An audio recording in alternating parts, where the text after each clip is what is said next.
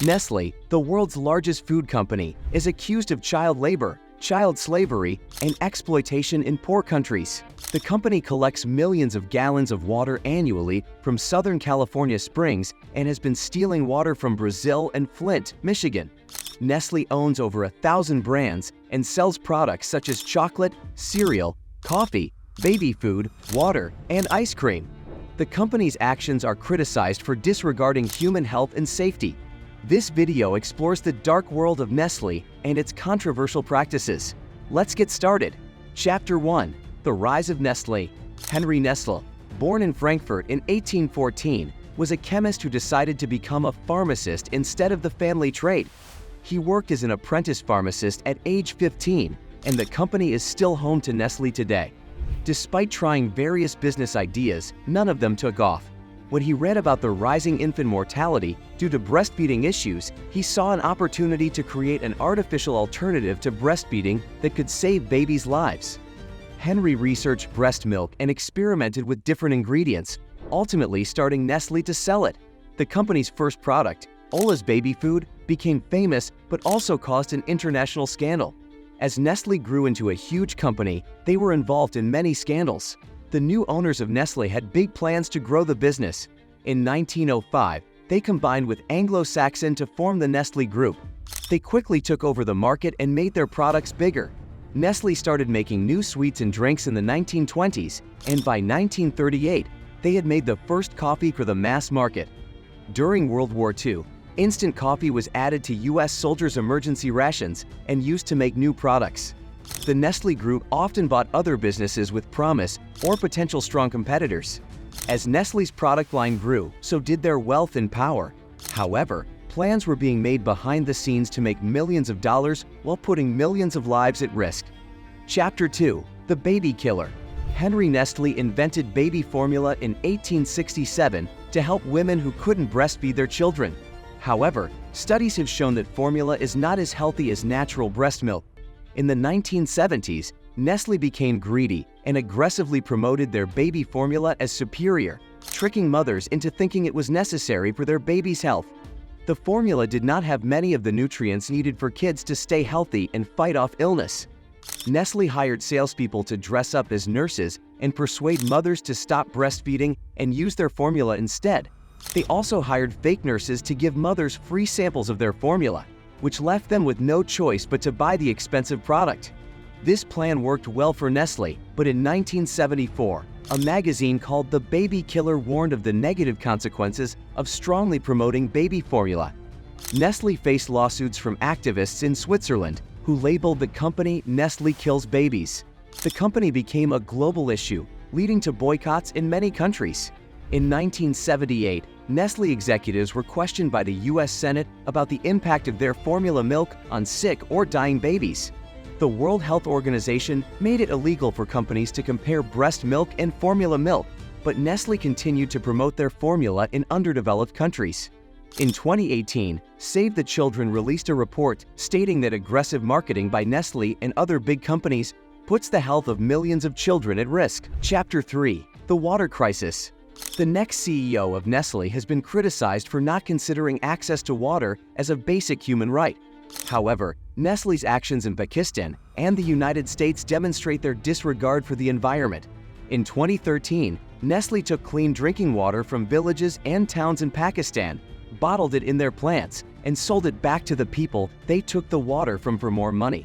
This led to thousands of people having to drink dirty sludge water because they couldn't afford it. Nestlé's main plan was to take away something people needed, like clean water, and give them something more expensive in its place. Some argue that Nestlé has drained the land of water and caused it to sink hundreds of feet since they came to the country. In Michigan, Nestlé Waters kept taking 705 million gallons of fresh water from California's national parks to sell to Californians, using up some of the state's last water supplies. When asked about this, Nestlé said he would do the same thing in Michigan if he could bottle more water from California during the drought to make money. Nestlé owns over 50 brands of bottled water and has the biggest bottled water business in the world. This motivates them to go after places where clean water from natural sources is hard to come by, as if they buy up a lot of those natural water sources, there will be a huge demand for their products. The company's approach to learning can be seen in the British comedy Only Fools and Horses, where characters sell bottled water by saying it came from a natural spring when it actually came straight from the tap. Nestlé has put water in bottles that come from the same public sources as tap water and says it comes from Clear Mountain Springs. Chapter 4: Exploitation. Nestlé, a major chocolate company, has been accused of using forced labor and child labor on cocoa bean farms. This exploitative labor was initially unnoticed, allowing the company to keep costs low and profits high. However, in 2000, a story claimed that Nestlé bought blood chocolate, and other big chocolate companies would have done the same if they didn't know for sure that slave children worked on their plantations. Nestle, Cadbury, and Marsal said in 2000 that they would end their chocolate trade by 2005, but they missed all of their targets over and over again as the years went by. The International Labor Rights Fund sued Nestlé and other chocolate firms in 2005 on behalf of 3 million children who were brought to the Ivory Coast as slaves and often beaten while eating chocolate. Plantation Nestlé always did the same thing when things like this happened, but they promised to make things better. A documentary called The Dark Side of Chocolate brought this issue to the public's attention in 2010. In 2020, it was found that kids as young as 8 were picking coffee on the farms of one of Nestlé's sources. It was said that kids worked 6 days a week, even days, carrying sacks that were twice as heavy as them. They were paid about $1 an hour. Nestlé's knowledge of these wage issues dates back decades, and they could have done a lot more with their billions of dollars. If they really wanted to do something about these terrible working conditions, they only seemed to do it when they were in the news, which is another example of this. In 2002, Nestlé wanted $6 million from the government of Ethiopia, one of the poorest countries in the world.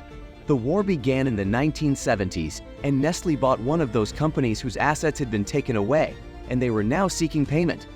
Despite having about $65 billion in sales for that same year, Nestlé wouldn't let Ethiopia off the hook and kept asking for the money.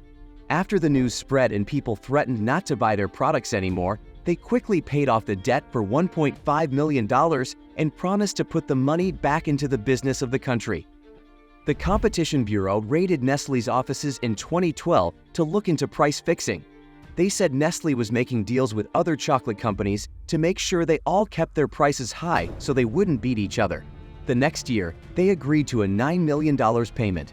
This might be a big deal on its own, but when you look at all the other things they've been charged with, it doesn't seem that bad.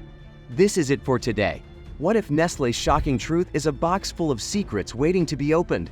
What if a storm of new information will make us question everything we thought we knew? Share your thoughts in the comments and also share this video with your friends.